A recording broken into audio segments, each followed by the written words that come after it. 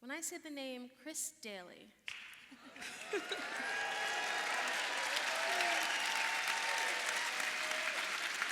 Geno, you start. Chris Dailey, go. Tell me what you think.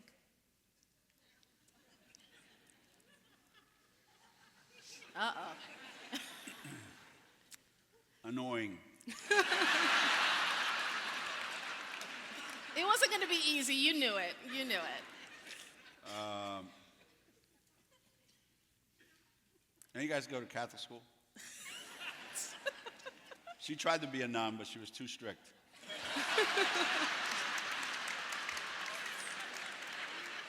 I would say she's she's probably the most thorough, the most complete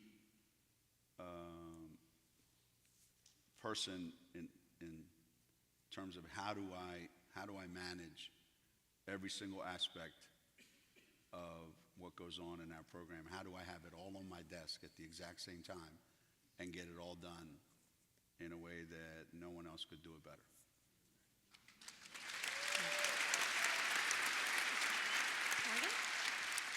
I view CD as like the backbone. Like, she made everything happen, and I'd say it was like also off the court. Like, I think she helped us become like young women in a way, and I agree it was kind of annoying at the time when you're playing for her, but I think now that when you leave, you really appreciate everything that CD did and the standard that she held you to. If it was how you got on the bus, or not having nail polish, or not having your headphones on, or she tried to make us wear pantyhose with our dress. Like, she just did so many things that you might roll your eyes at when you're playing, but like when you leave, you really, really appreciate all the effort that she put in.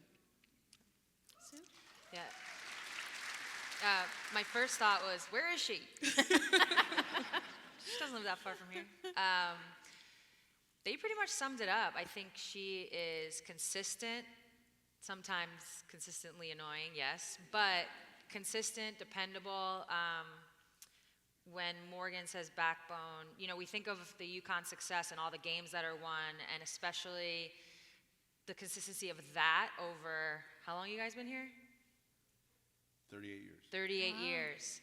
Obviously, a lot has to do with Coach Auriemma for sure, but it's that consistency. That's CD. Like, to be great every single day, to show up every single day to practice. She's exactly the same. Her standards are super high. She expects that of you and never wavers. That is so hard. We all have bad days. It's like, I'm sure CD has her own bad days, but we never saw that. You know, it was at times I felt, did. I'm sure. But that's why you guys complement each other so well. You get to, but yeah, I think that nitpicky, like what felt like nitpicking to us in college, is actually the foundation for the character that we took with us, the character that we built and took with us as professionals.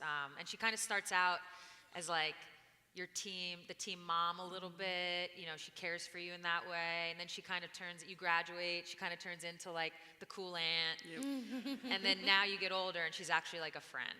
So it's anytime you call CD or you need something from CD, she's always there, and that's where that dependable part comes in. When we were at the Olympics, they had their favorite pastime, her and Diana, were whining about their years at UConn, playing at UConn. And, I am being really nice tonight. And whining. One worse than the other. I couldn't remember which one was worse, but the two of them. So at one point I just had enough, and I said, yeah, Sue, you know, those 4 years at Connecticut for you were really brutal. You just had a horrible time, and it turned out really lousy for you, didn't it? And she said, I just have 2 words to describe it. I go, what? She goes, pantyhose. We were forced. We got out of it. She tried and we got out of it. So. I know, it's the same. So you asked a question earlier about Coach Auriemma, like his coaching style, is he softened? Yes, of course. But I actually said this earlier to some people in the crowd. Like when Rebecca Lobo would come back to practice when I was there, she'd be like, oh, Coach is so easy on you, you know? And when I heard this pantyhose story, I was like, you guys don't have to wear pantyhose anymore? I was like, oh, the program's in the gutter. What is going on? You're both getting soft. I stepped in and said, enough of that. Yeah. The savior. I didn't want to wear them anymore.